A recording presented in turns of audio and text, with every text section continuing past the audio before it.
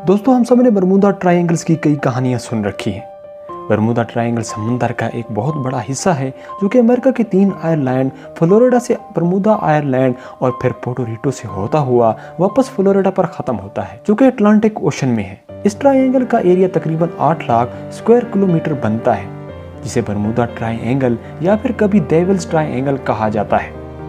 दोस्तों, ट्रायंगल को शुरू से ही शक की निगाह से देखा जाता है। जेप्स के पिरामिड्स भी इसकी एक मिसाल है। वही बरमूदा ट्रायंगल वो जगह है जिसे इस बात से अलग नहीं रखा जा सकता। इस पर कुछ लोगों का नहीं बल्कि बड़े बड़े मुल्कों का यकीन है, क्योंकि इस ट्रायंगल से गुजरते वक्त एयरप्लेन्स और शिप्स का कॉन्टेक्ट अपनी बेस स्टेशन से अचानक टूट जाता है और वो हमेशा हमेशा के लिए गायब हो जाते हैं। अभी तक इस जगह से गुजरते वक्त एयरप्लेन्स और शिप्स की एक बहुत बड़ी तादाद है जो कि यहाँ हादसे का शिकार हुए और आज तक इनका पता ना चल सका कि आखिर इनके साथ क्या वाकया हुआ है और इनमें से कुछ का ही मलबा मिल सका है। लेकिन जो मलबा समंदर की गहराई से मिला है वो उस जगह से नहीं मिला जहां वो आखिरी बार रडार से गायब हुए थे, बल्कि बाकियों का ना तो आज तक कोई मलबा मिल सका है और ना ही इस पर मौजूद अफराद का पता चल सका है कि आखिर वो गए तो गए कहाँ। द कॉन्टिनेंटल हब की वीडियोज़ में एक बार फिर से खुश आमदीद। समंदर के इस हिस्से में ताकतवर वोर्टेक्स पाया जाता है या फिर यहाँ सी मॉन्स्टर्स और एलियंस का बसेरा है। आखिर इस ट्रायंगल में कुछ तो ऐसा मौजूद है जिसकी वजह से ना तो ये किसी बड़ी से बड़ी शिप्स को छोड़ता है और ना किसी जहाज को। इस जगह पर पेश आने वाले वाकयात की असल वजह अब साइंसदानों को पता चल चुकी है। इसकी रिसर्च तब से शुरू है जब 9 जुलाई 1945 को दुनिया के सबसे ताकतवर मुल्क अमेरिका का एक नेवी कमांडर थॉमस जब अपने 10 लोगों के क्रू के साथ एक नाइट ट्रेनिंग के तहत ये फ्लाइट लेकर उड़ान भरता है। लेकिन उड़ान के 4 घंटे बाद ही ये जहाज अचानक रडार से गायब हो जाता है। इन 4 घंटों के दौरान ना ही इस प्लेन का SOS सिग्नल इस कंट्रोल टावर को रिसीव हुआ था और ना ही किसी इमरजेंसी की कोई खबर आई। एक नॉर्मल फ्लाइट का अचानक रडार से राब्ता खत्म हुआ और फिर कभी भी वहां से कोई सिग्नल मौसूल नहीं हुआ। अमेरिका ने अगले 10 दिनों तक एक रेस्क्यू ऑपरेशन चलाया, लेकिन इस रेस्क्यू ऑपरेशन के दौरान इनको ना ही इन लोगों का कुछ पता चल सका और ना ही इस जहाज का मलबा मिला।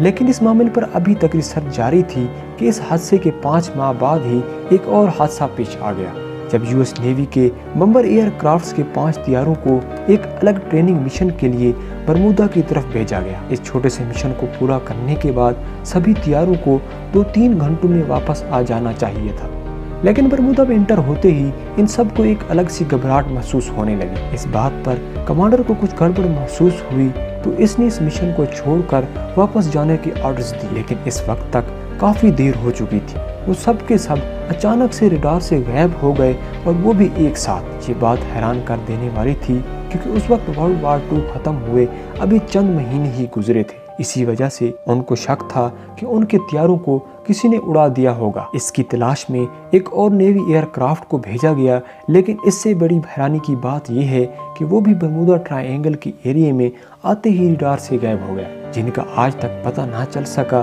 कि वो 5 एयरक्राफ्ट और इनको तलाश करने वाला एक एयरक्राफ्ट आखिर वो सब के सब गए तो गए कहाँ। और यही वो वाकयात थी जिनके बाद बरमूदा ट्रायंगल्स को खौफ की निगाहों से देखा जाने लगा।